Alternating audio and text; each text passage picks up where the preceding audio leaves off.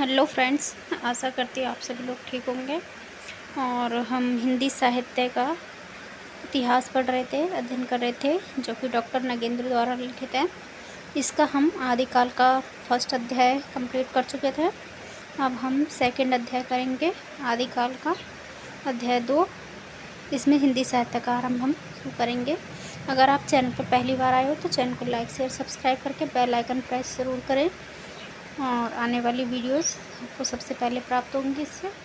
और अगर आपको वीडियो पसंद आती है तो आप ज़रूर कमेंट करके बताएं, तो मैं आपके लिए वीडियोस आगे कंटिन्यू करते रहूँगी। तो हम शुरू करते हैं, और चैनल पे इसकी प्लेलिस्ट बनी हुई है, वो आप देख सकते हैं।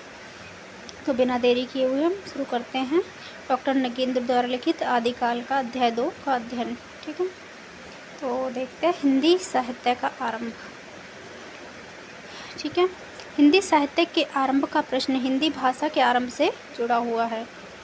आगे है, इस भाषा का विकास एक जनभाषा के रूप में हुआ है। कोई भी जनभाषा अपने प्रवाह की अक्षुण्णता में सदा एक रूप में रह सकती है। स्थान और काल के भेद से उसमें रूप भेद भी स्वतः उत्पन्न हो जाता है, किंतु जब तक उन रूपों की तात्विक समानता सुरक्षित रहती है तब तक वे एक ही भाषा का बोध कराते हैं।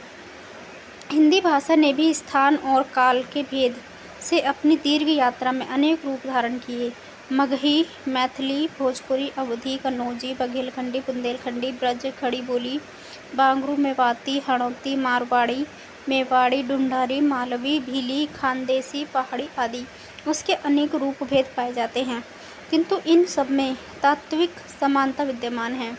आजकल इन भाषा रूपों को स्थान भेद से स्मरण किया जाता है, किंतु काल भेद से ही इन रूपों में अंतर है। कुछ शताब्दी पूर्व का ब्रज या मैथिली का रूप आज यथावत नहीं मिलता, किंतु तात्विक समानता के आधार पर पूर्व काल के वे रूप भी ब्रज या मैथिली रूप के ही समान माने जाते हैं, और उन सब रूपों में रचित साहित्य भी हिंदी का साहित्य कहा जाता है। आगे है, अतः भाषा के रूप भेद को भुलाकर तात्विक परिवर्तन के आधार पर ही एक भाषा के अंत और दूसरी भाषा के आरंभ का इतिहास स्वीकार करना अधिक समीचीन प्रतीत होता है। इसी दृष्टि से अपभ्रंश को एक अलग भाषा मानकर उसके समानांतर तात्विक आधार पर विभिन्न रूप में विकसित भाषा को पृथक नाम देने की आवश्यकता है।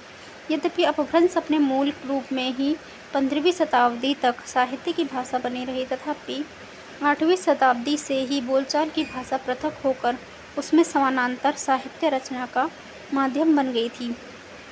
इसी भाषा को कुछ विद्वानों ने उत्तर अपभ्रंश या पुरानी हिंदी कहा है, और कुछ विद्वानों ने अवहट नाम दिया है, परंतु वास्तविकता यह है कि वह भाषा हिंदी है।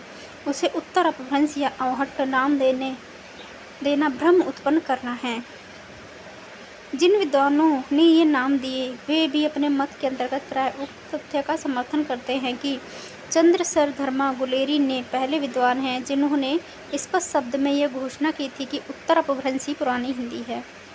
यह उत्तर शब्द काल का बोधक न होकर साहित्यिक अपभ्रंश से इतर बोलचाल की उस भाषा का बोधक है जो साहित्यिक अपभ्रंश के एक रूप को स्वीकृति के पश्चात उसके बाद के रूप में स्थापित होती जा रही है। आचार्य रामचंद्र शुक्ल ने गुलेरी जी के लेख के आधार पर अपने इतिहास में आदिकाल के अंतर्गत उत्तर अपभ्रंश की रचनाओं को एक यह मानते हुए भी स्थान दिया कि उनके आधार पर उस काल की कोई विशेष प्रवृत्ति निर्धारित नहीं की जा सकती है। आगे राहुल सांस्कृत्यायन ने भी उत्तर अपभ्रंश की रचनाओं को हिंदी की रचनाएं माना है, हिंदी के प्राचीन कवि और उनकी कविताएं लेख में। आगे देखते हैं, उन्होंने हिंदी कविता आदि रूप नालंदा और विक्रमशिला के सिद्धों द्वारा बौद्ध धर्म के वज्रयान तत्व के प्रचार की भाषा में सिद्ध किया है। इसी प्रकार डॉक्टर रामकुमार वर्मा ने भी हिंदी साहित्य का आलोचनात्मक इतिहास में गुलेरी जी और राहुल सांस्कृत्यायन के मतों को स्वीकार करते हुए उत्तर अपभ्रंश के कवियों को स्थान दिया। आगे पढ़ते हैं, हम शुक्ल जी ने का क्या मत है वो देख लेते हैं। शुक्ल जी के साथ कुछ सहमत होते हुए भी डॉक्टर श्याम सुंदर दास तथा हजारी प्रसाद द्विवेदी अपभ्रंश काव्य का विवेचन आदिकाल के भीतर करते रहे हैं। द्विवेदी जी अपभ्रंश और हिंदी के संबंध में यह मत व्यक्त किया है कि इस प्रकार 10वीं से 14वीं शताब्दी का काल, जिसे हिंदी का आदिकाल कहते हैं, कब से 10वीं से 14वीं शताब्दी, ठीक है, भाषा की दृष्टि से अपभ्रंश का ही बढ़ावा है। अपभ्रंश के बढ़ावे को कुछ लोग उत्तरकालीन अपभ्रंश कहते हैं और कुछ लोग पुरानी हिंदी। 12वीं शताब्दी तक निश्चित रूप से अपभ्रंश भाषा ही पुरानी हिंदी के रूप में चलती थी, यद्यपि उसमें तत्सम शब्दों का आगमन शुरू हो गया था। इसी प्रकार वे अपभ्रंश को हिंदी से अलग रखना चाहते हैं। फिर भी उन्होंने अपभ्रंश के उत्तरकालीन साहित्य को आदिकाल की सामग्री मानकर उसे विवेचन किया। उसके वक्तव्य से यह सिद्ध हो जाता है कि उत्तर अपभ्रंश हिंदी का ही आरंभिक रूप है। उनके अनुसार अपभ्रंश में शब्दों के तद्भव रूपों के प्रयोग की प्रवृत्ति थी, किंतु जब उसे तत्सम रूपों में प्रयोग की प्रवृत्ति विकसित होने लगी तब एक नई भाषा का रूप उभरा, जिसे हिंदी कहना चाहिए। वस्तु जनभाषा होते हुए भी हिंदी की यही एक ऐसी प्रवृत्ति है जो अपभ्रंश के बाद भी अब तक निरंतर बढ़ती रही। अतः जिन विद्वानों ने अपभ्रंश के अतिरिक्त अवहट्ट झगड़ा खड़ा किया, वे हिंदी के आरंभिक विकास को उसके आगे की धारा से काट देना चाहते हैं। यह ठीक है कि वे उत्तर अपभ्रंश को शुद्ध अपभ्रंश नहीं मानते, किंतु उसे आरंभिक हिंदी मानना एक भ्रम है। अधिकांश विद्वान अवहट्ट को पृथक भाषा मानने के पक्ष में नहीं हैं। भोला शंकर व्यास ने हिंदी के आरंभिक रूप को ही अवहट्ट कहा है, और यही अधिक समीचीन है, क्योंकि जिसे कुछ विद्वान अवहट्ट कहना चाहते हैं वह अपभ्रंश का एक ऐसा रूप है जिसमें हिंदी की भी सभी आरंभिक प्रवृत्तियाँ एक साथ मिलती हैं, तथा साहित्यिक अपभ्रंश से जिसका गहरा विद्रोह भी झलकता है। अतः हिंदी साहित्य के आदिकाल की सामग्री में उत्तर अपभ्रंश की सभी रचनाएं आ जाती हैं। उन्हें हिंदी साहित्य से निकाल कर अपभ्रंश के साहित्य में स्थान देना या अवहट्ट का नया इतिहास खड़ा करना उचित नहीं है। इस दृष्टि से सिद्धों की रचनाओं से ही हिंदी साहित्य का आरंभ मानना युक्ति संगत है। उनके साहित्य की भाषा अपभ्रंश के उत्तर भाषा रूप की सूचना देती है तथा साहित्यिक अपभ्रंश से खुलकर विद्रोह कर रही है। आगे साहित्य के आरंभ का निर्णय भाषा के आधार पर तो किया ही जा सकता है। इसके अतिरिक्त एक दूसरा तत्व भी है जिसे हम साहित्य की चेतना कह सकते हैं। सिद्धों की रचनाओं में ये तत्व नए रूप में विकसित होता हुआ दिखाई देता है तथा अपभ्रंश साहित्य से उनका खुला विद्रोह भी झलकता है।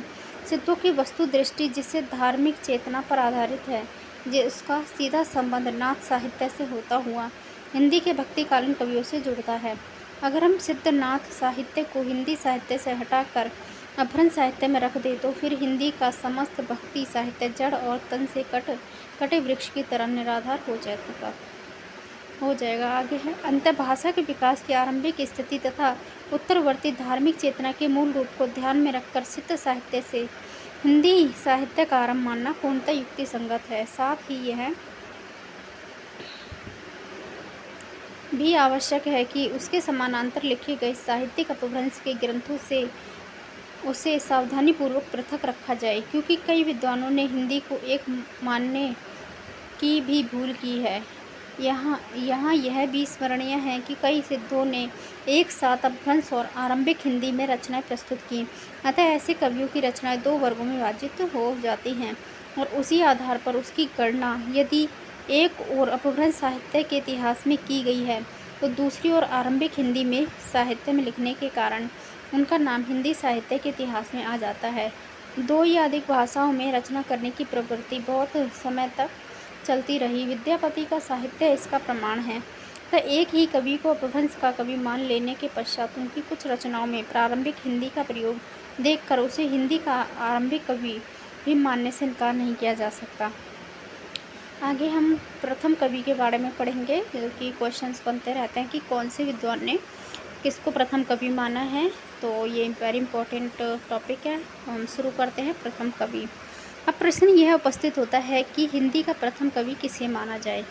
डॉक्टर शिव सिंह सेंगर ने 7वीं सदी में उत्पन्न पुष्प या पुंड, ठीक है, जिसे पुष्पदंत भी कहते हैं, पुष्य पुंड नामक किसी कवि को हिंदी का प्रथम कवि माना था, किंतु इस कवि का उल्लेख मात्र मिलता है। अभी तक इसकी कोई रचना उपलब्ध नहीं हुई है। राहुल सांस्कृताय जिन्हें 7वीं शताब्दी ईस्वी के जो सरहपाद हैं, मतलब राहुल सरहपाद, ठीक है, उनको जो सिद्ध साहित्य प्रवर्तक कहे जा सकते हैं सरहप्पा, तो इनको राहुल सांस्कृतायन जिन्हें सरहप्पा को हिंदी का प्रथम कवि माना है, वे 84 सिद्धों में से एक थे। उनकी कविता में अपभ्रंश का साहित्यिक रूप छूट गया है तथा बोलचाल की भाषा जो आरंभिक हिंदी है प्रयुक्त हुई है।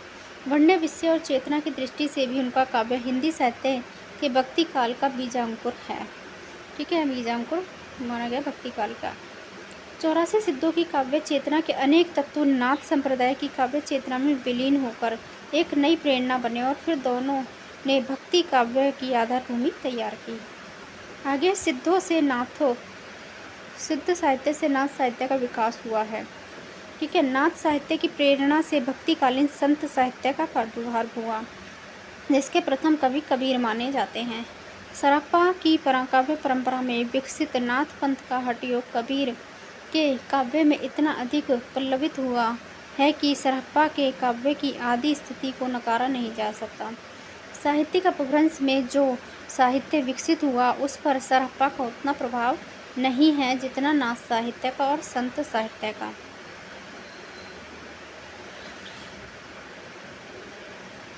एक तीसरा आधार और है जिस पर हम सरहप्पा को प्रथम हिंदी कवि के रूप में प्रतिष्ठित कर सकते हैं, और वह है शैली की परंपरा का। सरहप्पा ने दोहा और पदों की शैली अपनी कविता में प्रयुक्त की है। कौन सी? दोहा और पदों की शैली प्रयोग किया है किसने? तो सरहप्पा ने। और दोहा शैली के आरंभकर्ता भी सरहप्पा को ही माना जाता है ज़्यादातर, और यही है लगभग। यह शैली उनके बाद के भी सभी हिंदी कवियों ने परंपरा के रूप में अपनाई। हिंदी मुक्तक काव्य में दोहा सबसे अधिक प्रिय छंद रहा, अतः सभी दृष्टियों से सरहप्पा को हिंदी का प्रथम कवि माना जा सकता है।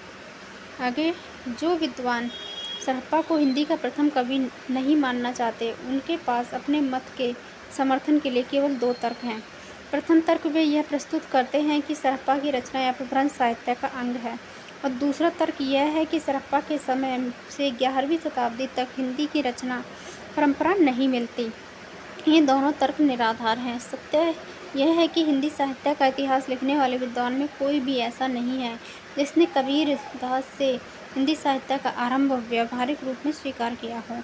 यूँ डॉक्टर हजारी प्रसाद द्विवेदी, डॉक्टर गणपति चंद्र गुप्त प्रभृत 1-2 विद्वानों ने अपभ्रंश और हिंदी के मध्य निर्णायक रेखा खींचना कठिन मानकर यह इच्छा प्रकट की कि भक्ति काल से ही हिंदी साहित्य का आरंभ माना जाए, किंतु वे भी अपनी इस इच्छा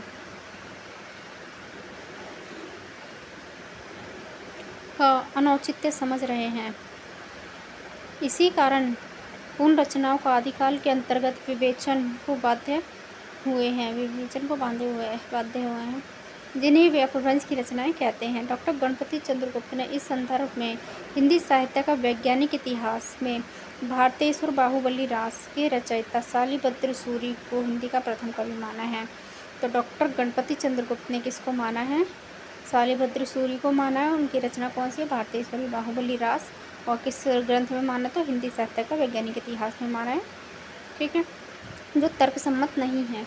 इस प्रश्न का ये उत्तर हो सकता है कि सरहप्पा की भाषा हिंदी का प्रारंभिक रूप है, शालिभद्र सूरि की भाषा। दोनों के उदाहरणों स्वतः ही इसका उत्तर मिल जाएगा। यह स्पष्ट हो जाता है कि सरहप्पा की भाषा अपेक्षाकृत हिंदी के अधिक निकट है। तो इनकी कुछ पंक्तियाँ देख लेते हैं क्योंकि ये पूछ ली जाती हैं। तो आप देख सकते हैं, घोर अंधेरे चंदमणि जिम्मी उज्जव करई परम महासुहु एकहूँ कण दुरिया अशेष हरेई। और एक ये है, पंडित शैल संत बखाणी देही रुद्र बसंत न जानी अमाणा गमन न तेन विखंडिया तो भी नीलच भनई हूँ पंडिया। ठीक है, तो ये अपभ्रंश में लिखी हुई हैं पंक्तियाँ, आप देख सकते हैं। ये इनकी सरहप्पा की पंक्तियाँ इंपॉर्टेंट है, पूछ ली जाती हैं।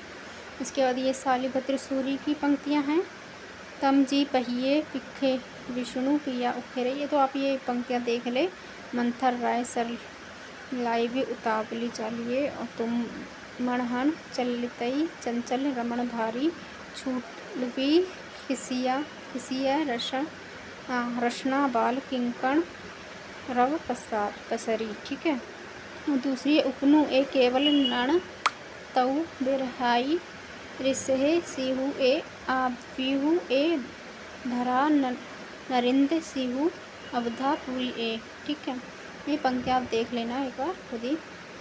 तो अब देखते हैं, यही रही परंपरा की बात तो उसके लिए ग्रंथों का उतना महत्व नहीं है जितना चेतना, भावना और विचारधारा का है, क्योंकि इन्हीं से साहित्य का अस्तित्व माना जाता है, ना कि मात्र ग्रंथ संख्या से। इस दृष्टि से सरप्पा की देन अधिक महत्वपूर्ण है। उनकी भावधारा सिद्धों और नाथों में होती हुई कबीर तक अपनी परंपरा बनाती है कि शालिभद्र सूरी की देन इस संदर्भ में नागण्य है। अतः सरप्पा ही हिंदी के प्रथम कवि तर्कसंगत है। तो हम किसको मान सकते हैं, पता चल गया कि सरप्पा ही हिंदी के प्रथम कवि हैं। ठीक है। आपका क्वेश्चन क्लियर हो गया। अब आगे हैं प्रथम रचना के बारे में पढ़ेंगे। हिंदी साहित्य की प्रथम रचना कौन सी है? तो हिंदी के प्रथम कवि सरप्पा की जो रचनाएं मिलती हैं वे सभी मुक्तक हैं। अतः प्रथम रचना के नाम पर किसी एक पुस्तक को प्रस्तुत नहीं किया जा सकता। महापंडित राहुल सांस्कृत्यायन ने हिंदी काव्य धारा में सरप्पा की कुछ रचनाओं का संग्रह किया है। उसी के आधार पर उनकी रचनाएं का एक अंश यह उद्धृत किया गया है। जहाँ मन पवन न संचरई रवि शशि न पवेश ताहि वट चित्त विषाम करू सरहे कहिया उवेश पंडित सयल सत्य बखाणे देहि बुद्ध वसंत न जाने। ये पंक्तियाँ इंपॉर्टेंट है, ये पूछ ली जाती हैं। ठीक है। सरप्पा की और कौन सी बुक में है तो ये याद रखना, हिंदी काव्य धारा। ठीक है। इसमें इनकी रचनाओं का संग्रह है सरप्पा की, इस बुक से ये पंक्तियाँ हैं। आगे हैं, यद्यपि इस उदाहरण में अपभ्रंश भाषा के व्याकरण की प्रवृत्ति भी मिलती है, तथापि हिंदी के रूप की झलक ही अधिक स्पष्ट है। साथ ही डॉक्टर द्विवेदी ने तत्सम की जिस प्रवृत्ति को हिंदी भाषा का मूल रहस्य माना है, वह भी पवन, रवि, वट, चित्त आदि शब्दों में स्पष्ट देखी जा सकती है। अन्य सिद्ध कवियों ने भी सरप्पा की इस भाषा प्रवृत्ति का अनुकरण किया है। राहुल ने सरप्पा का समय 769, ठीक है, 769 ईस्वी माना है। किसने? राहुल सांस्कृत्यायन ने माना था। डॉक्टर विनय तोष भट्टाचार्य ने 633 ईस्वी बताया है। डॉक्टर राम कुमार वर्मा ने इसी आधार पर लिखते हैं कि 7वीं सदी से ही हम सिद्धों की रचनाओं को अपनी भाषा के प्रारंभिक रूप में पाते हैं। इन रचनाओं के वर्ण, विषय, हठयोग, मंत्र, मध्य और स्त्री और वज्रयान के मुख्य रूप हैं। भाषा अपभ्रंश मिश्रित, जिसमें सिद्धांतों के मिश्रण के कारण काव्योत्कर्ष हो ही नहीं सकता। वस्तुतः डॉक्टर वर्मा ने काव्योत्कर्ष का जो अभाव देखा है वह सिद्धांतों के मिश्रण के कारण तो है ही, इन सिद्धांतों के प्रतिपादनार्थ अपभ्रंश भाषा का मिश्रण भी इनके लिए उत्तरदायी रहा है। अतः आरंभिक रचना की दृष्टि से काव्योत्कर्ष का उतना महत्व नहीं है जितना महत्वपूर्ण बात है काव्य भाषा के रूप में किसी रचना में हिंदी का प्रयोग, और वह प्रयोग सरप्पा की रचनाओं में ही प्रथम बार मिलता है।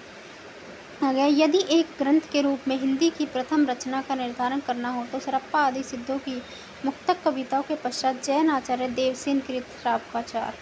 ठीक है। तो कौन सी रचना? देवसेन कृत श्रावकाचार हिंदी की प्रथम रचना मानी जाती है। और प्रथम कवि कौन माना जाता है? तो सरप्पा माने जाते हैं। ये आपको याद रखना है। आगे हम पढ़ लेते हैं। पंथ का नाम लिया जा सकता है, सॉरी, ग्रंथ का नाम लिया जा सकता है। आगे है, इसमें सरप्पा की दोहा शैली का विकसित रूप मिलता है। देवसेन ने इस ग्रंथ में 250 दोहों का श्रावक धर्म का वर्णन किया है। तो इसमें कितने दोहे हैं? देवसेन की श्रावकाचार में 250 दोहे हैं। और इसमें किसका वर्णन है? तो श्रावक धर्म का वर्णन है। गृहस्थ धर्म उस वर्णन का केंद्र है। ठीक है। इसमें साहित्यिक तत्वों का अभाव नहीं है। गृहस्थ धर्म इसका केंद्र है। 250 दोहों में श्रावक धर्म का वर्णन है। साहित्य तत्वों का अभाव भी नहीं है। और इस दृष्टि से ग्रंथ के रूप में यह हिंदी का प्रथम साहित्यिक रचना है। प्रथम जो कवि था, जो रचनाकार थे, वो थे सरप्पा। प्रथम रचना कौन सी हमारी श्रावकाचार है, जो कि देवसेन द्वारा लिखित है 933 ईस्वी में। आगे हम देखेंगे सीमांकन। ठीक है, तो सरप्पा को हिंदी का प्रथम कवि मान लेने से हिंदी साहित्य के आरंभ की सीमा 8वीं शताब्दी ईस्वी 769 निश्चित हो जाती है। यह सीमा राहुल सांस्कृत्यायन के मत पर आधारित है। ठीक है, किसके मत पर? तो राहुल सांस्कृत्यायन के मत पर आधारित है। ग्रियर्सन, शिव सिंह सेंगर, मिश्रबंधु, गुलेरी, डॉक्टर हजारी प्रसाद द्विवेदी तथा डॉक्टर रामकुमार वर्मा इससे बहुत दूर तक सहमत हैं। दूसरा पक्ष उन विद्वानों का है जो हिंदी साहित्य का आरंभ ईसा की 10वीं शताब्दी के अंतिम 7 वर्षों से मानते हैं। इन विद्वानों का नेतृत्व आचार्य रामचंद्र शुक्ल ने किया। उनका मत मुंज और भोज के समय 993 ईस्वी से पुरानी हिंदी का प्रयोग शुद्ध साहित्य में हुआ। तो किसके समय से? मुंज और भोज के समय से। किसने माना है? रामचंद्र शुक्ल ने माना है कि मुंज और भोज के समय से 993 ईस्वी में पुरानी हिंदी का प्रयोग शुद्ध साहित्य के रूप में हुआ। किंतु शुक्ल जी जो पुरानी हिंदी को ही प्राकृताभास हिंदी या अपभ्रंश भी कहा है। तो प्राकृताभास हिंदी और अपभ्रंश किसने कहा है? शुक्ल ने कहा है पुरानी हिंदी को। पूछ ले जाते हैं क्वेश्चन, तो ध्यान रखना। तथा जिन 12 कृतियों के आधार पर वीर गाथा काल का नामकरण किया उनमें भी अपभ्रंश की 4 कृतियाँ बतलाते हैं। तो वीर गाथा काल जो नामकरण किया है उसमें अपभ्रंश की कितनी कृतियाँ हैं? 4 अपभ्रंश की कृतियाँ हैं। और आगे देखते हैं, आगे चलकर वीर गाथा काल का अपभ्रंश काल एवं तेज भाषा काव्य में विभाजित करके सरप्पा, देवसेन आदि कवियों का परिचय देते हैं। अतः अप्रत्यक्ष वे स्वयं भी वीर गाथा काल से संबोधित आदिकाल की सीमा सरप्पा तक पीछे लौटते हैं। आगे, जिस प्रकार हिंदी साहित्य के आदिकाल की आरंभिक सीमा विवादग्रस्त रही, किंतु इस सत्य से अप्रत्यक्ष ही सही आचार्य रामचंद्र शुक्ल जैसे विद्वान भी सहमत रहे कि सिद्धों और जैन कवियों की कोई रचनाओं को उससे बाहर नहीं रखा जा सकता, उसी प्रकार अंतिम सीमा विवादग्रस्त अवश्य है। हिंदी साहित्य के इतिहास का काल विभाजन करने वाले प्रथम इतिहासकार डॉक्टर ग्रियर्सन हैं।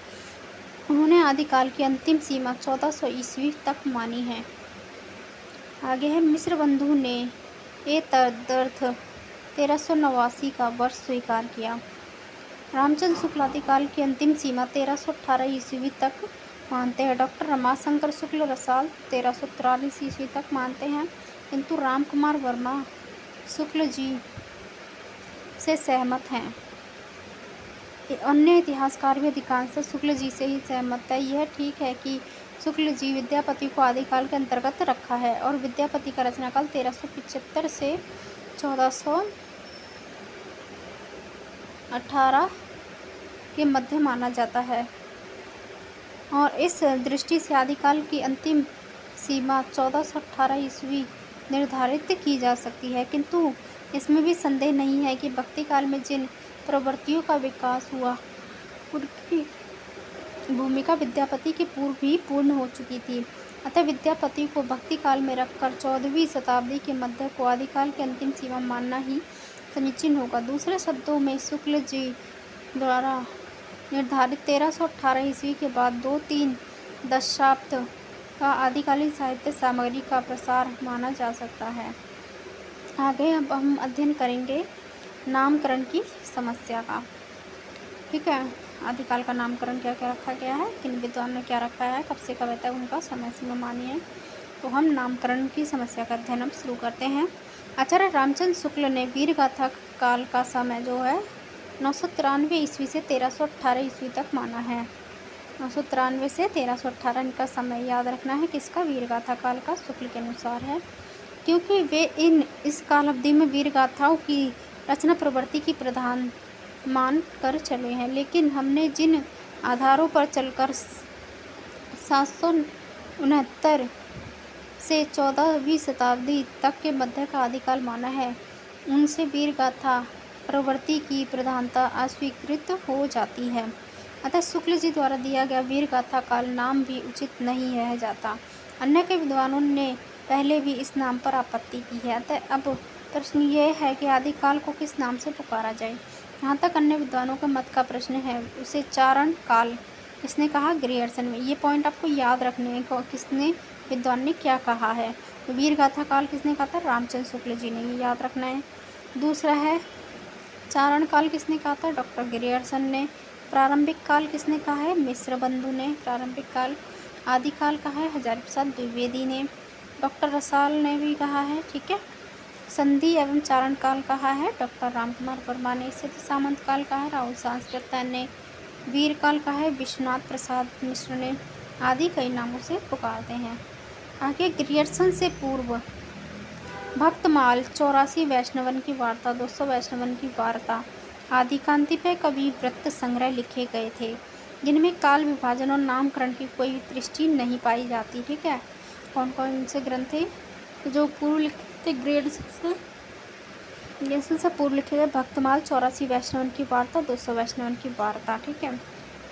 ये क्या है? कवि वृत्त संग्रह है, जिसमें नामकरण और काल विभाजन का कोई दृष्टि नहीं है, ठीक है। आधुनिक काल में फ्रांस के जनगार्द तासी ने इस्तवार द लिटरेचर हिंदुस्तान लिखा इतिहास ग्रंथ है, जिसमें हिंदी उर्दू के 738 कवियों का वृत्त संग्रहित है। इसमें भी काल विभाजन और नामकरण की कोई ध्यान नहीं दिया गया। तासी के पश्चात मौलवी करीमुद्दीन ने तज़किरा-ए शोराए हिंदी नामक एक इतिहास लिखा। इसमें प्रथम बार कालक्रम का तो ध्यान रखा गया, किंतु कालक्रम का ध्यान रखा, लेकिन काल विभाजन और नामकरण की कोई चेष्टा नहीं की गई। आगे है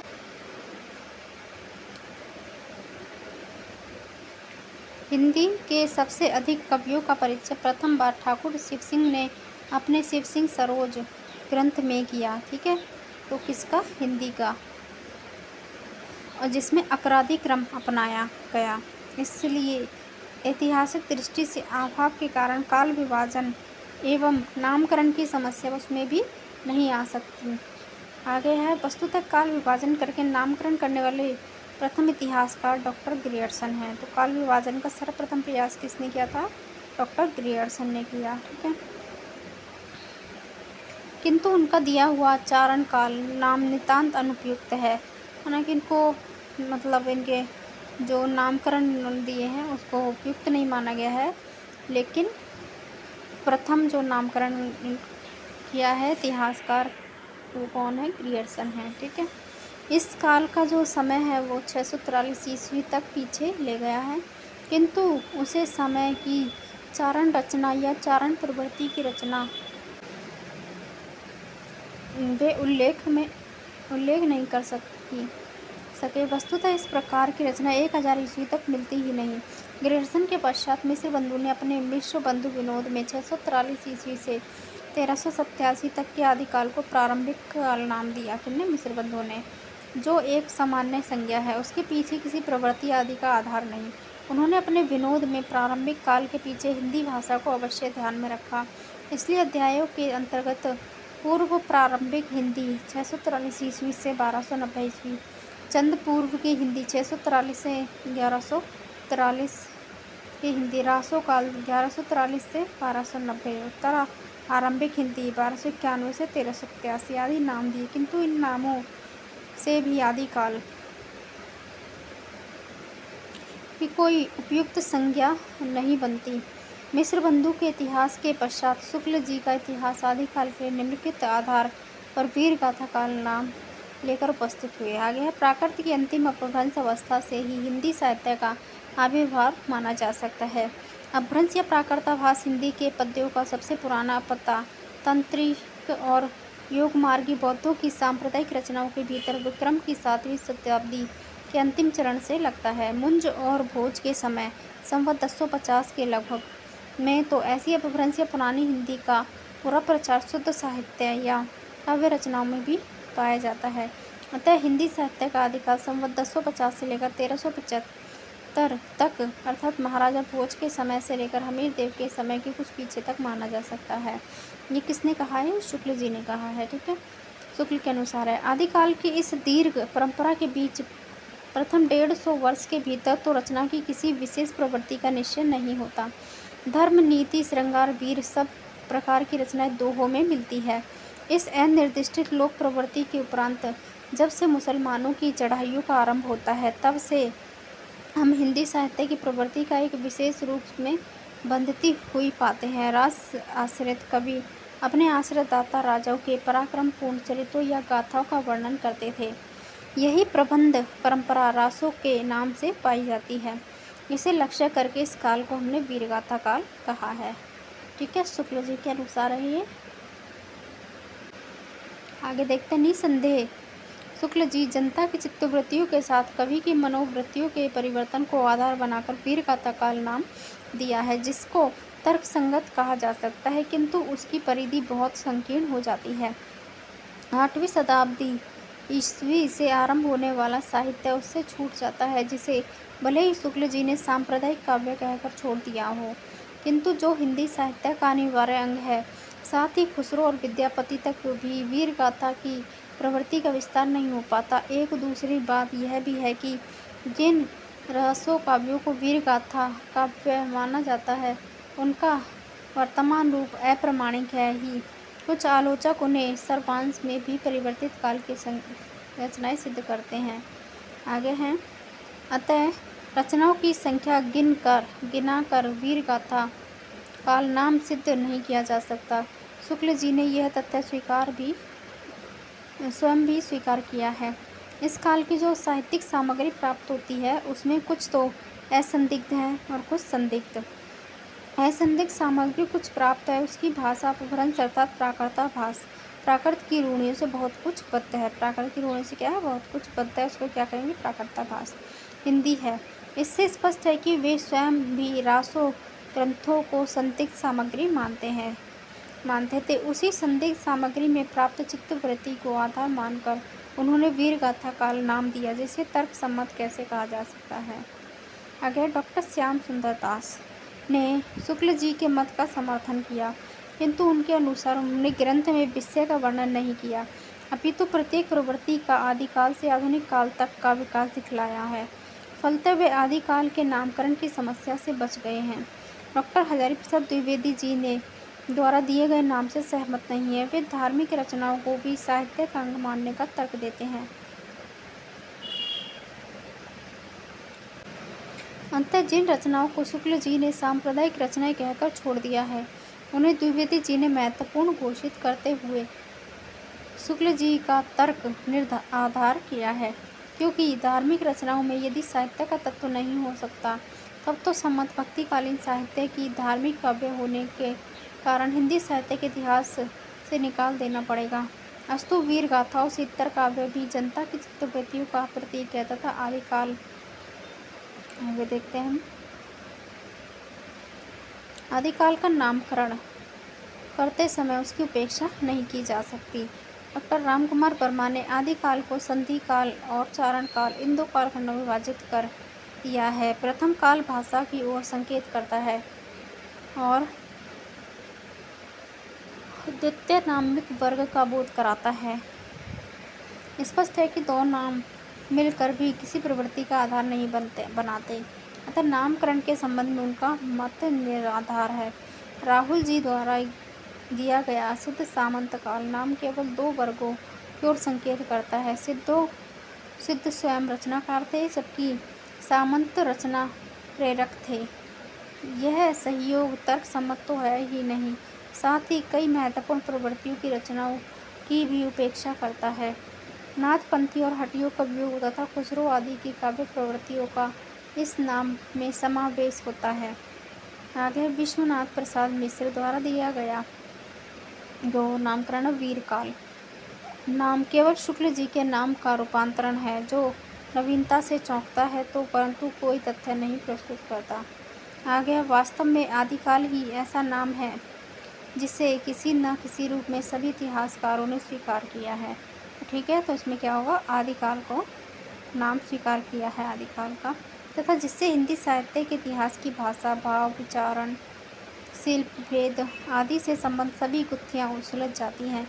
इस नाम से उस व्यापक पृष्ठभूमि का बोध होता है जिस पर आगे का साहित्य खड़ा है। भाषा की दृष्टि से हम इस काल के साहित्य में हिंदी के आदि रूप का बोध पा सकते हैं, तो भाव की दृष्टि से उसमें भक्ति काल से आधुनिक काल तक की सभी प्रमुख प्रवृत्तियों के आदिम बीज खोज सकते हैं। जहाँ तक रचना शैली का प्रश्न है, उनके भी वे सभी रूप जो परिवर्तित काव्य में प्रयुक्त हुए हैं, उनके अपने आदि रूप में मिल जाते हैं। इस काल की आध्यात्मिक, श्रृंगारिक तथा वीरता की प्रवृत्ति का ही विकसित रूप परिवर्तित साहित्य में मिलता है।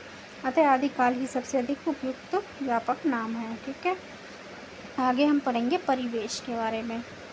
उस समय का परिवेश कैसा था, कौन कौन से परिवेश थे। तो साहित्य मानव समाज की भावात्मक स्थिति और गतिशील चेतना की अभिव्यक्ति है, अतः उनके प्रेरक तत्व के रूप में मनुष्य के परिवेश का बहुत महत्व है। किसी भी काल के साहित्य इतिहास को समझने के लिए उस परिवेश को ठीक प्रकार से समझना अत्यंत आवश्यक होता है। इसी दृष्टि से आदिकालीन साहित्य के इतिहास के साथ तत्कालीन राजनीतिक, धार्मिक, सामाजिक तथा सांस्कृतिक स्थितियों को जानना अपेक्षित है। राजनीतिक स्थिति क्या थी उस समय, ये देखते हैं। राजनीतिक स्थिति जैसा कि पहले कहा जा चुका है, आदिकाल की अवधि 769 से 1418 तक है। इस काल की राजनीतिक परिस्थितियाँ वर्धन साम्राज्य के पतन से आरंभ होती है। किसके? वर्धन साम्राज्य के पतन से आरंभ होती है। समय 769 से 1418। ठीक है, राजनीतिक परिस्थितियों में आ जाएगा वर्धन साम्राज्य के पतन के आरंभ होती है। मतलब वर्धन सम्राट हर्षवर्धन के समय से ही उत्तरी भारत पर यवन आक्रमण आरंभ हो गया था। हर्षवर्धन ने दृढ़ता से उनका सामना किया, किंतु आक्रमणों की उस आंधी को वह रोक ना सका। उसकी समझ शक्ति उस प्रतिरोध में ही समाप्त हो गई।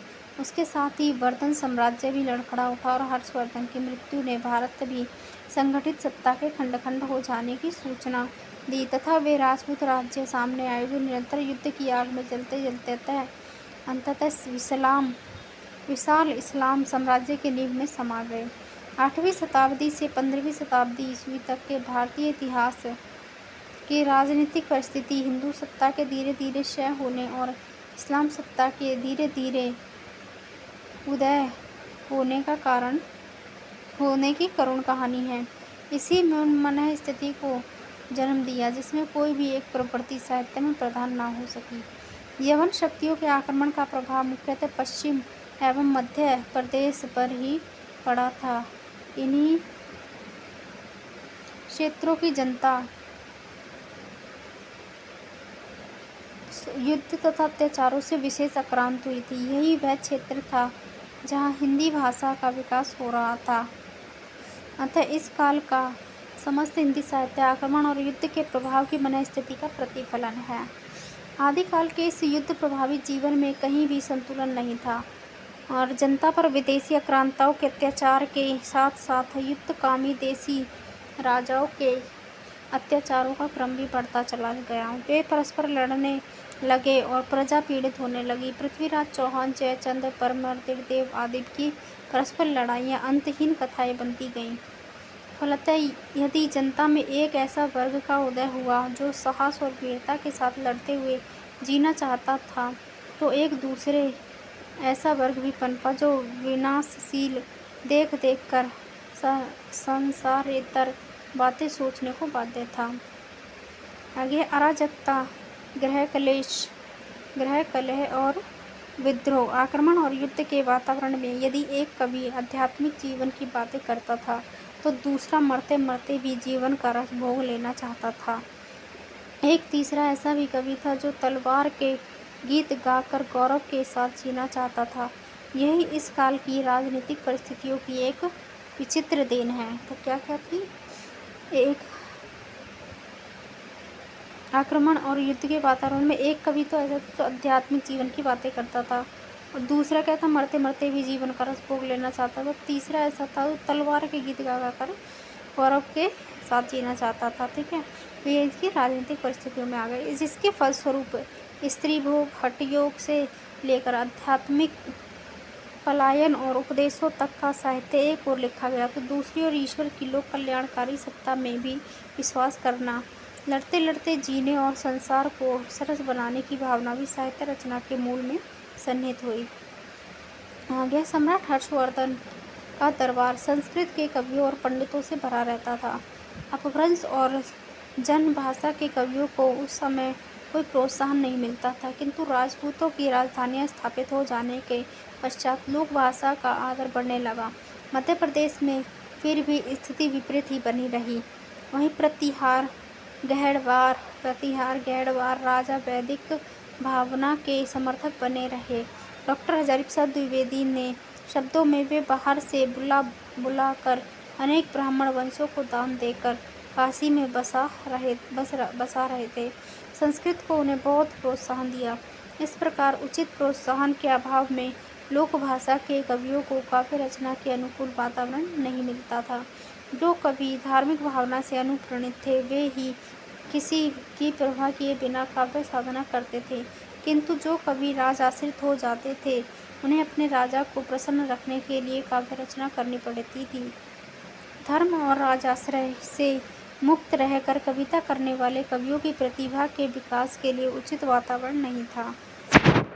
आगे धार्मिक स्थितियाँ। आदिकाल की धार्मिक स्थितियाँ क्या थी हम देख लेते हैं। ईसा की 6ठी शताब्दी तक देश का धार्मिक वातावरण शांत था। ठीक है, 6ठी शताब्दी तक देश का वातावरण कैसा था? शांत था। विभिन्न धार्मिक संप्रदायों में परस्पर मेलजोल बढ़ने लगा था। वैदिक यज्ञ, मूर्ति पूजा, जैन एवं बौद्ध उपासना पद्धतियाँ एक साथ चल रही थी, किंतु 7वीं सदी के साथ देश की धार्मिक परिस्थितियों में परिवर्तन आरंभ हुआ।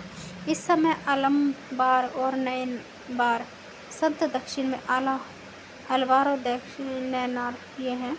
ठीक है, अलवार और नैनार संत दक्षिण भारत से उत्तर भारत की ओर एक धार्मिक आंदोलन लाए।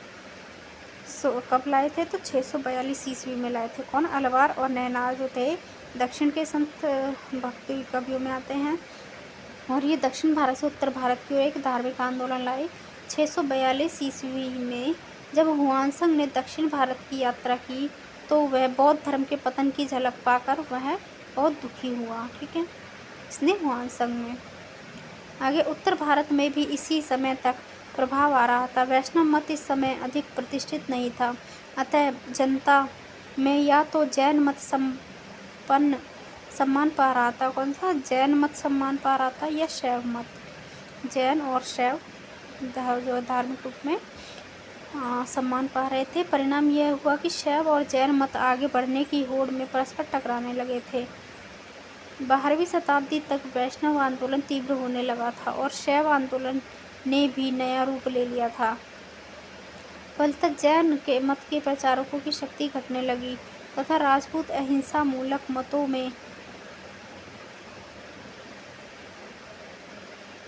में विश्वास नहीं करते थे। उन पर शैव मत का प्रभाव अधिक था।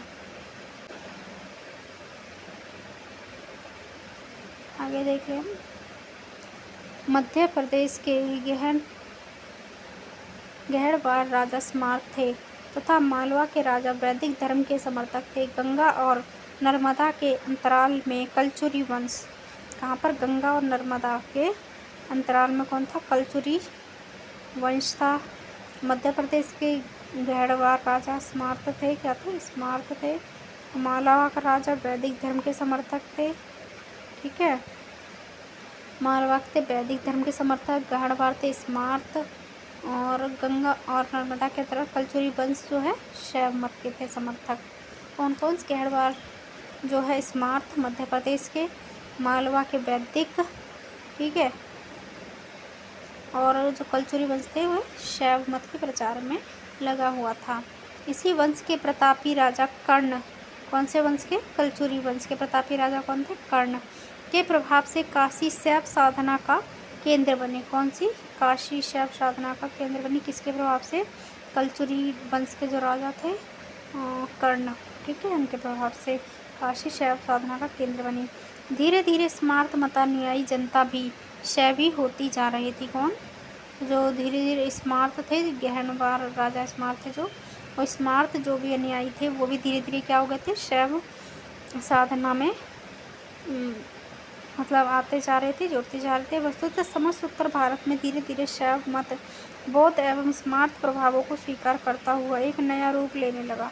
नाथ मत का उदय इसी रूप में हुआ तथा डॉक्टर हरिचंद द्विवेदी के मतानुसार हिमालय के पाद देश में प्रचलित नाथ पूजा बौद्ध धर्म को प्रभावित करके वज्रयान सागा के नाम से प्रसिद्ध हो चुकी थी। आगे डॉक्टर ईश्वरी प्रसाद। डॉक्टर ईश्वरी प्रसाद के विचार से इस समय राजपूत शौर्य के उदय के कारण ब्राह्मण धर्म की विजय पताका सर्वत्र फहरा रही थी, किंतु साथ ही यह भी सत्य है कि बौद्ध धर्म भी का रूप भी बदल बदल कर अपनी जड़ गहरी करने के लिए सर्वत्र प्रयत्नशील था। उसकी महायान शाखा के मंत्र तंत्र, जादू टोना, ध्यान धारण आदि के अनेक प्रभाव निम्न स्तर के हृदयों पर छाए हुए थे। जनता हिंदू साधुओं को जितनी प्रतिष्ठा करती थी, उतनी ही प्रतिष्ठा बौद्ध सन्यासी की भी थी। इनके प्रभाव से मनुष्य में आत्मविश्वास की कमी होती जा रही थी। शैव साधकों का बढ़ता हुआ प्रभाव इसी दिशा में और भी अधिक सहायक हुआ। वे जनता को 84 लाख योनियों में भटकने का भय दिखाकर निरुत्साहित करने लगे थे। धार्मिक स्थानों की दुर्दशा हो चली थी।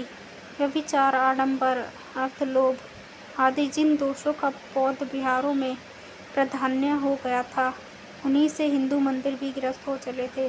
पुजारी एवं महंत धर्म के सच्चे स्वरूप से अपरिचित होते जा रहे थे। अतः अधिकार एवं धन का प्रलोभन प्रबल होता जा रहा था। सोमनाथ मंदिर पर किए गए आक्रमण में महमूद की सफलता में से जहां एक ओर शैव एवं जैन संघर्ष की सूचना मिलती है, वहीं उससे मंदिरों में बढ़े हुए विलास एवं धन संग्रह का भी पर्दा खुलता है। देशव्यापी इस धार्मिक अशांति के इस काल में एक गहरी बाहरी धर्म इस्लाम का प्रवेश भी कम महत्व नहीं रखता। अशिक्षित जनता के सामने अनेक धार्मिक राहें बनती जा रही थीं, किंतु राह दिखाने वाला लोग ईमानदार नहीं थे। राह दिखाने वाले जो लोग थे ईमानदार नहीं थे। बौद्ध सन्यासी यौगिक चमत्कारों का प्रभाव दिखा रहे थे। वैदिक एवं पौराणिक मतों का समर्थन खंडन मंडन का भूल भुलैया में पड़े थे। उधर जैन धर्म पौराणिक आख्यानों को नए ढंग से गढ़ पढ़कर जनता की आस्थाओं पर नया प्रभाव जमा रहा था। वैष्णवों की धार्मिक कथाएं जैन कथाएं बनती जा रही थी। इस प्रकार नास्तिकता आस्तिकता का आवरण ओढ़कर जनता में भ्रांत वातावरण बना रही थी। वैष्णवों के राम और कृष्ण, जिसने पौरुष में विश्वास करके युद्ध को भी धर्म का अंग सिद्ध किया था, जैन धर्म की दीक्षा लेते हुए दिखाए जाने लगे। उधर बौद्धों का वामाचार जैन आश्रमों में प्रविष्ट हो चला था। कुल मिलाकर विभिन्न धर्मों के मूल रूप लुप्त हो चले तथा यह कहना कठिन हो गया कि किसी धर्म की निश्चित साधना पद्धति का स्वरूप क्या है। हाँ, मति ब्रह्म का अंत करने वाली एक दार्शनिक लहर दक्षिण भारत से अवश्य आ रही थी, जिसके प्रचारक शंकराचार्य थे। शंकराचार्य उनके अद्वैतवाद का प्रचार उत्तर भारत की एक नई प्राणवायु दे रहा था। यह वायु बढ़ती ही गई। रामानुज, निम्बार्क आदि आचार्यों ने ज्ञान और भक्ति प्रधान आध्यात्मिकता का प्रसार किया, किंतु जनजीवन पर 15वीं शताब्दी के अंत से पूर्व उसका प्रभाव अधिक गहरा रंग नहीं ला सका। तात्पर्य यह है कि आदिकाल की धार्मिक परिस्थितियां अत्यंत विषम तथा असंतुलित थीं। जनमानस पर गहरा असंतोष, क्षोभ तथा भ्रम छाया हुआ था। कवियों ने इसी मानसिक स्थिति के अनुरूप खंडन मंडन, हठ योग, वीरता, श्रृंगार का साहित्य लिखा। अब पढ़ रहे थे सामाजिक स्थिति। पूर्वोक्त राजनीतिक तथा धार्मिक परिस्थितियों का देश की सामाजिक इस परिस्थितियों पर भी बहुत गहरा प्रभाव पड़ा। जनता शासन तथा धर्म दोनों ओर निराश्रित होती जा रही थी। युद्धों के समय उसे पूरी तरह पीसा जाता था। वह ईश्वर की ओर दौड़ती थी तो सर्वत्र भ्रम और असहाय की स्थिति मिलती थी। जाति पाति के बंधन कड़े होते जा रहे थे। उच्च वर्ण के लोग भोग करने के लिए थे तथा निर्धन वर्ण के लोग मानव श्रम करने के लिए ही पैदा हुए थे। नारी भी भोग्य मात्र रह गई थी। वह क्रय विक्रय एवं अपहरण की वस्तु बनती जा रही थी। सामान्य जन के लिए शिक्षा की कोई व्यवस्था नहीं थी। सांप्रदायिकता तनाव बढ़ने के कारण साहित्य और शास्त्र का ज्ञान सामान्य जाति की नारियों व पुरुषों के लिए अप्राप्य बना दिया गया था। सती प्रथा भी इस समय के समाज का एक भयंकर अभिशाप थी। फलतः सामान्य जाति की नारी के लिए पुरुष का जीवन और मृत्यु दोनों ही भयंकर घटना बन जाते थे। अनेक प्रकार के अंधविश्वासों के बढ़ते जा रहे थे। साधु सन्यासियों के शापों और वरदानों की ओर लोगों की दृष्टि रहने लगी थी। योगियों का गृहस्थों पर भयंकर आतंक छाया हुआ था। जीवन उपाय के साधन दुर्लभ होते जा रहे थे तथा निर्धनता सदा घेरे रहती थी। भांति भांति के पूजा पाठ, तंत्र मंत्र तथा जप तप करके भी लोग दुर्भिक्ष, युद्ध तथा महामारियों के संकट नहीं टाल पाते थे। सामाजिक परिस्थितियों की इस विषमता में जीने वाली जनता भाव के स्तर पर निरंतर ऐसे विचारों की प्यासी रहती थी जो उसे सांत्वना देकर मानसिक स्थिति की ओर बढ़ सके। हिंदी के कवियों को जनता की इस स्थिति के अनुसार काव्य रचना की सामग्री जुटानी पड़ी। आगे हैं सांस्कृतिक परिस्थितियाँ। हिंदी साहित्य का आदिकाल उस समय आरंभ हुआ जब भारतीय सांस्कृतिक उत्कर्ष के चरम शिखर पर आरूढ़ हो चुकी थी और जब उसने भक्ति काल को अपना दायित्व सौंपा। उस समय भारत में मुस्लिम संस्कृति के स्वर्ण शिखर स्थापित होने लगे थे। इस प्रकार आदिकाल को दो संस्कृतियों की संक्रमण एवं हास विकास की गाथा कहा जा सकता है।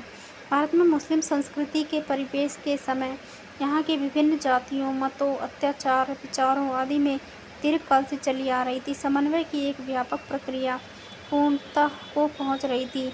हर्षवर्धन के विशाल साम्राज्य ने हिंदू धर्म और संस्कृति को राष्ट्रव्यापी एकता का आधार दिया था। इस आधार पर छोटे मोटे भेदभाव अस्त हो गए थे तथा स्वाधीनता एवं देशभक्ति के भाव तीव्र होने लगे थे। संगीत, चित्र, मूर्ति, स्थापत्य आदि कलाओं में जातीय गौरव की भावना अभिव्यक्त हो रही थी। स्थापत्य के क्षेत्र में विशेषतः मंदिरों का निर्माण धार्मिक सद्भाव का द्योतक था। भुवनेश्वर, खजुराहो, पुरी, सोमनाथपुर, वेल्लोर, कांची, तंजौर आदि के स्थानों पर अनेक भव्य मंदिर आदिकाल के आरंभ के समय ही बनाए गए थे। आबू का जैन मंदिर जो भारतीय स्थापत्य का बेजोड़ नमूना है। आबू का जैन मंदिर भारतीय स्थापत्य का जो बेजोड़ नमूना है 11वीं शताब्दी की महत्वपूर्ण देन है। इस शताब्दी तक हर हिंदू के लिए उसका समस्त जीवन धार्मिक कर्तव्यों का प्रतिरूप था। उसका समय चरित्र धर्म भावना से प्रेरित रहता था। संगीत, मूर्ति, चित्र आदि कलाओं में भी वह अपनी धार्मिकता की एक अभिव्यंजना करता था। अरब इतिहासकार अल-बिरूनी भारतीय कलाओं में धार्मिक भावनाओं की एक ऐसी व्यापक अभिव्यक्ति देखकर चकित रह गया। उसने लिखा है, वे हिंदू कला के अत्यंत उच्च सोपानों पर आरोहण कर चुके हैं। हमारे लोग मुसलमान जब उन्हें मंदिर आदि को देखते हैं तो आश्चर्यचकित रह जाते हैं। वे ना तो उनका वर्णन ही कर सकते हैं न वैसा निर्माण कर सकते हैं। महमूद गजनवी भी भारतीय संस्कृति की श्रेष्ठता पर मुग्ध हुआ था। शास्त्रों एवं कलाओं के अनुशीलन में तल्लीन तत्कालीन जनजीवन उसके लिए ईर्ष्या का विषय बन गया था। किंतु देश के भाग्य की विडंबना यह रही कि शताब्दियों से श्रेष्ठता की साधना में तल्लीन वह जीवन महमूद जैसे आक्रांतों की विजय आकांक्षा का कोपभाजन बन गया और शताब्दियों तक उस कोप से मुक्ति न मिली। राजपूत राजाओं ने प्रतिरोध के लिए युद्ध तो किए किंतु अपनी रक्षा का ध्येय बहुत कम समय तक प्रधान रहा। उनके लिए राज्य एवं व्यक्तिगत गौरव की रक्षा का नाश अधिक महत्वपूर्ण हो गया। यद्यपि फारस और अरब के 8वीं-9वीं शताब्दी से ही तसव्वुफ का प्रचार हो रहा था किंतु आदिकाल के अंत तक भी भारत में उसका पूर्ण प्रभाव न आ सका। यहाँ तक आक्रांताएँ आए वे तसव्वुफ की उदार भावनाओं के समर्थक नहीं थे। इसलिए इस्लाम का वह तत्व जो संघर्षरत दो जातियों में उदारता पैदा करता भारतीय संस्कृति का पोषक तत्व न बन सका। स्पष्टतः दो संस्कृतियों का एक दूसरे के सामने मानसिक तनाव की स्थिति में एक दूसरे की संख्या की दृष्टि से देखती रहीं। आगे हैं आदिकाल में भारतीय संस्कृति का जो स्वरूप मिलता है वह परंपरागत गौरव से विच्छिन्न तथा मुस्लिम संस्कृति के गहरे प्रभाव से निर्मित है। तत्कालीन जनजीवन के हर स्वरूप पर इस संस्कृति की व्यापक छाप मिलती है। उत्सव, मेले, परिधान, आहार, विवाह, मनोरंजन आदि सब में मुस्लिम रंग मिल गया। संगीत, चित्र, वास्तु एवं मूर्ति कलाओं पर एक ऐसा पर्दा मिलता है जिसके भीतर भारतीय परंपरा धीरे धीरे क्षय हो गई। इस काल में संगीत के क्षेत्र में नए प्रयासों का प्रतीक सन 1237 ईस्वी में रचित संगीत रत्नाकर नामक ग्रंथ है। यह आवश्यक है कि इस्लामी संगीत के माध्यम से इस काल में कुछ नए वाद्य यंत्रों से भारतीय संगीत का परिचय हुआ जिनमें सारंगी, तबला एवं अलगोजा मुख्य हैं। गायन, वादन तथा नृत्य पर जो स्पष्ट मुस्लिम प्रभाव की गहरी छाप मिलती है किंतु ये कलाएं भी युद्धों के कारण विशेष आदर नहीं पा सकी। इन्होंने इन्हें राज दरबारों में प्रतिष्ठा तब मिली जब मुस्लिम शासन की नींव सुदृढ़ होने लगी और तभी मुस्लिम बादशाहों का अनुकरण करके हिंदू राजाओं ने भी अपने दरबारों में इन कलाओं को प्रवेश दिया। स्थापत्य के क्षेत्र में इस काल में ऊंची मीनारें, कुतुब मीनार तथा ऊंचे दरवाजे जो मस्जिदों में मिलते हैं बनाए गए, इन पर स्पष्ट मुस्लिम कला का गहरा प्रभाव था। चित्रकला के क्षेत्र में इस काल के अंत में जो थोड़ा बहुत कार्य हुआ उस पर भी मुस्लिम प्रभाव पाया जाता है। हिंदू कलाकार अजंता की शैली को भूलते जा रहे थे। वे मुस्लिम विचारकों और भावनाओं को भारतीय रेखाओं में अटपटे रंगों में भर रहे थे।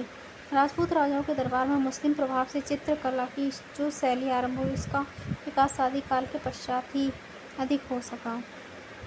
जहाँ तक मूर्ति कला का प्रश्न है, मुस्लिम शासक मूर्ति पूजा के विरोधी थे। आदिकाल के आरंभ तक निर्मित अधिकांश मूर्तियाँ धर्म से प्रभावित थी, अतः इस्लामी शासन की स्थापना से मूर्ति कला को दोहरा धक्का लगा। एक तो पुरानी मूर्तियाँ नष्ट भ्रष्ट की गई, दूसरी नई मूर्तियों के निर्माण की संभावना कम हुई। राजपूत राजाओं को भी मूर्ति कला के विकास के लिए न तो अवसर मिलता था, न उसमें उतना रुचि ही शेष रह गई थी। इस प्रकार आदिकाल की भारतीय संस्कृति उत्कर्षता प्राप्त कर निजी परंपराओं के ह्रास और इस्लाम के सम्मिश्रण की एक ऐसी कहानी है जिसमें कलात्मक चेतना का मुक्त और जीवित स्वरूप बहुत कम मिलता है। साहित्यिक वातावरण।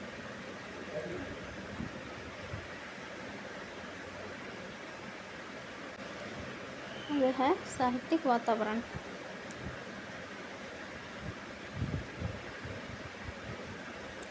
इस काल में साहित्य रचना की तीन धारा बह रही थी। प्रथम धारा संस्कृत साहित्य की थी जो एक परंपरा के साथ विकसित होती जा रही थी। दूसरी धारा का साहित्य प्राकृत एवं अपभ्रंश में लिखा जा रहा था। तीसरी धारा हिंदी भाषा में लिखे जाने वाले साहित्य की थी।